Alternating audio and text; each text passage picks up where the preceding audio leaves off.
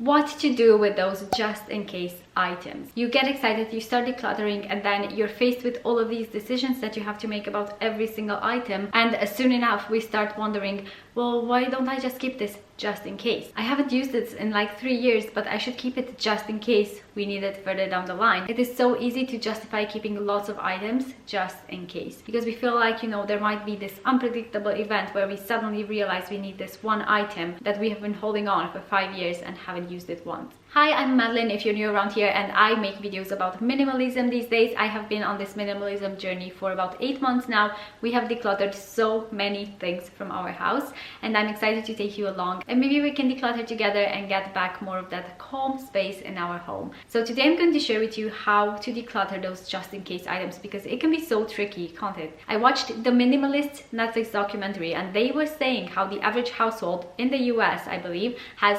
300,000 items in it. And when you think about the fact that we use 80% of things for 20% of the time, we use so little of the amount of stuff that we have on a regular basis.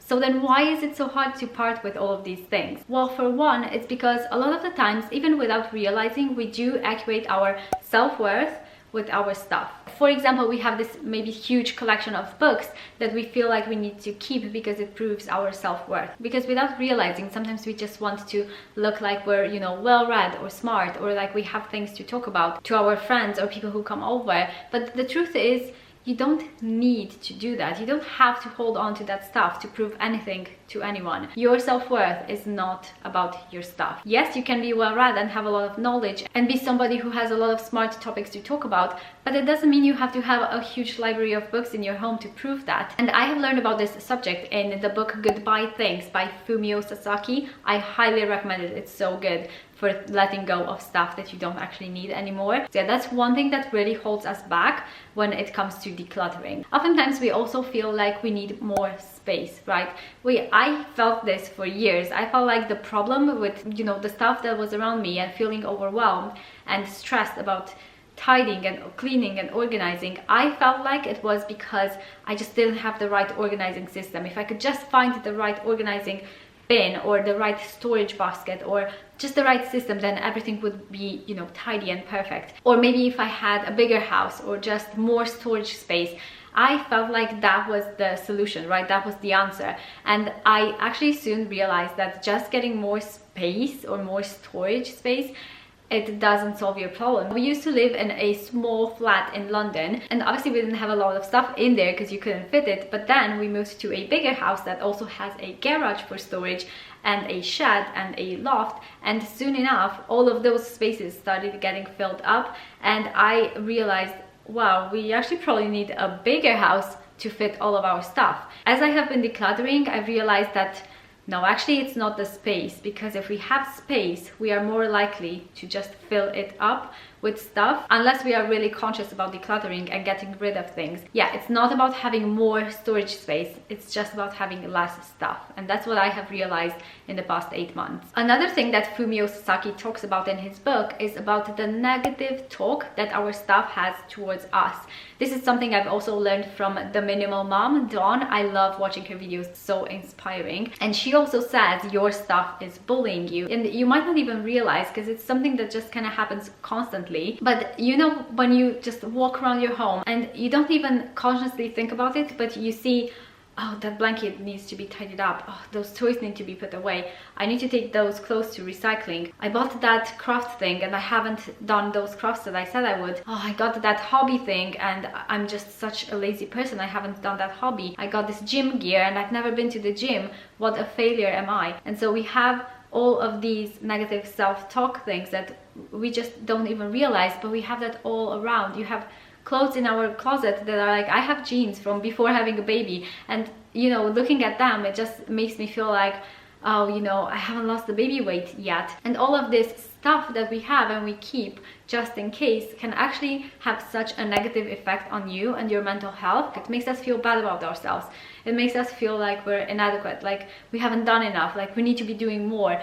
But the truth is, you just need less. You don't need to keep all of that stuff. You can just let go and embrace the version of you that you are right now, and keep the stuff that you value in this moment. And when we're decluttering this just in case stuff, I actually have 4 questions that I really like to ask myself. The first one, is this stuff, you know, something that I actually need and value, that's bringing value to my life, or is it just clutter? And it's hard sometimes to, you know, be really objective about this, because we do have a lot of kind of emotional attachment to our things. But I think it's really important to ask ourselves this. And the next 3 questions are a bit more practical, and I think they really helped me declutter my stuff. The second one is the fire question. So if there was a fire and I did have the time to save some items, would I save this item in a fire? If not, I probably wouldn't really need it. The third question is the moving question.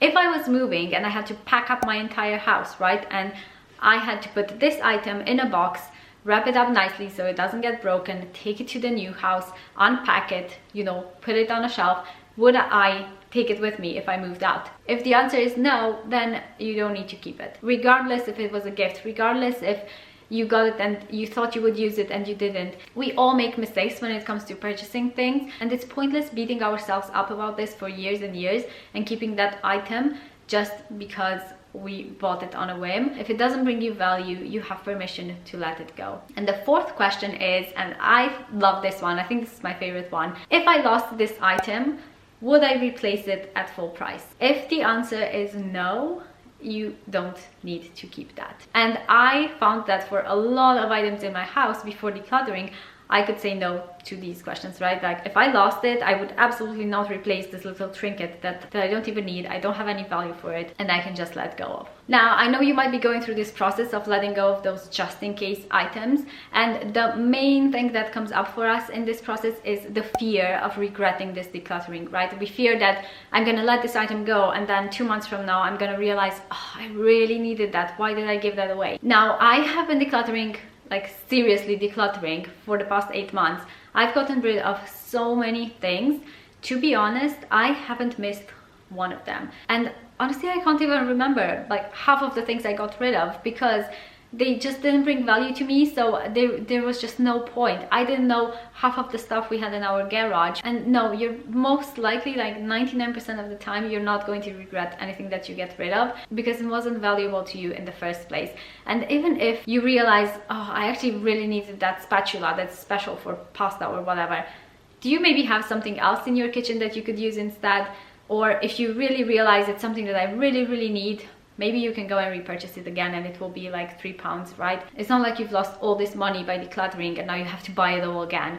It's not going to be like that. It's very unlikely that you're going to miss any of the items that you're getting rid of. We actually spend more money repurchasing things that we already have just amidst the clutter, because we can't find them, we don't know where they are, we forgot about them. We've spent so much more money getting the same thing that we already have in the clutter, rather than replacing something that we've decluttered 3 years ago. Again, it's so easy to bring things into the house, and it's so hard to let things go. Like, we have Amazon, we have all of these stores around us. You could always go and buy things, especially since a lot of the items that we have are low value items, right? Most of the things we have, like in our kitchen, in our home, they're low value. It wouldn't cost you a lot of money to replace it if you really needed it, but you most likely won't need it again. And if you feel like, yeah, that sounds good, Madeline, but I'm really struggling to let go of those just in case items, here's something that might help you. Get a quarantine bin or a decide later bin, whatever you want to call it, a box. And when you're decluttering and you're not sure about an item, it's like, oh, I might want this just in case, I might realize I need it further down the line. Take this item, put it in the quarantine bin. If you're not ready to part with it, that's fine. You know, I feel like we need to be gentle on ourselves in this process, because it can take a lot of emotion and there's a lot of decision making that goes into this, which can be really exhausting.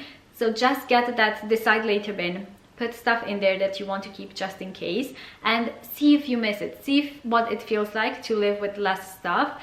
See if it makes your life easier.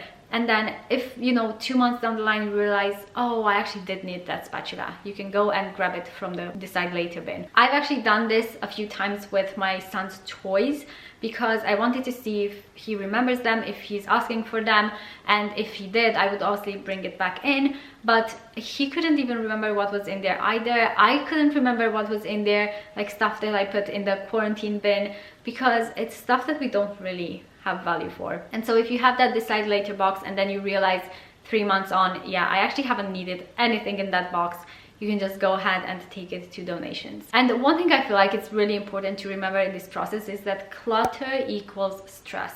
It can really affect your mental health. So don't choose things over your mental health. I have personally realized that my mental health is so much more important than the stuff that is in my home. We always say, right? I used to say this too, it's not about things, it's about the people in your life. So we say that's our priority, but then we keep all of this stuff and we keep bringing stuff in. And so what we say and what we do doesn't really, you know, add up, right? And I used to do that too, don't get me wrong. I used to spend so much time tidying and decluttering and organizing and trying to keep my house tidy, but I realized I don't want to spend my time doing that. I don't want my kids just to remember a mom who was constantly stressed about tidying.